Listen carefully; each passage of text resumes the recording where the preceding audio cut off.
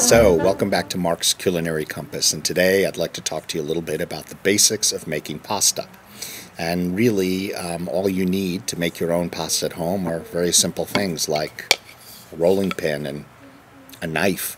It can get that simple. You can get more complicated. You can get fancy tools that hook up to your KitchenAid if you've got one. You can get a hand crank pasta roller. There are all kinds of nifty little tools, like things to make ravioli. But today I'm going to concentrate on how do you make a basic dough, and then how to use a KitchenAid, if you've got one, to go ahead and create nice pasta. I don't have anything against this beautiful stuff. Pasta that's dry, great thing, we eat it frequently. However, once I learned how to make fresh pasta, and once I tasted fresh pasta, I realized that there's a whole nother level of what this thing can taste like. Fresh pasta is a totally different thing from dried pasta. It has a texture, it has a toothiness, it has a quality that makes it almost an entirely different type of food. So I encourage you to take a little time, make some pasta at home, and give it a go. See what you think. But before diving in, let me give some thanks to my dear friend Dave Rappaport, who is the person who actually introduced me to the making of fresh pasta, which I'd never done before or had never seen done before. And he basically put sage and other types of herbs between the sheets of pasta and blew me away. So thanks, Dave.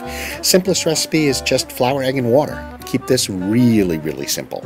And the ratio that I suggest is basically 1 egg to 1 cup of basic flour, and that gives you about 2 dinner-sized portions of pasta.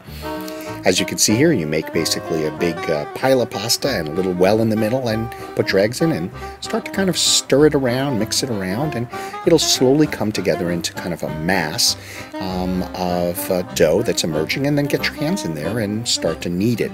You really don't need to work too hard, and you can add water, you can add an additional egg if you find that you need to adjust the texture so it comes out just right. You can even make your pasta in a machine, a KitchenAid, as you can see here, and you can add the water there a little bit at a time. And that's the key. You can add your eggs in there. I strongly encourage you to just experiment. The dough eventually should look something like this. You should wrap it up into cellophane, and then put it into your refrigerator and give it a rest for about 30 minutes. Now you can use a simple rolling pin ultimately to roll out your dough, and a knife to cut it into the strips or shapes you want. Don't have a rolling pin? Get out a wine bottle or some other type of bottle and roll away. Now if you're not going to hand roll, then you can go ahead and use a crank machine or something that would hook up to your KitchenAid, and there's a setting on the side of this machine that indicates to you how thick or thin you're going to want that dough to be. You start off by cutting a small piece of dough, and then you're going to start to put it into the top of the machine. And you will adjust the settings on the side each time you put the dough through. So you'll put the dough through maybe 4, 5, 6, a dozen times until it gets to just the right thickness that you want. And the dough will get longer and longer and longer for each of the times that you put it through. So you'll have to just play around with this to figure out what's the right thickness for you. Usually for ravioli, you'd like it a little thicker. So once you're done with the dough, you're then going to cut it and get it ready for either placement in one of these other KitchenAid attachments or hand cut it. This attachment, for example, makes the pasta sheets into linguine. So this is a very simple process. It's something you can do by hand to cut, or it's something you can do to feed into a machine.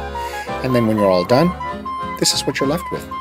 Beautiful, homemade, fresh pasta.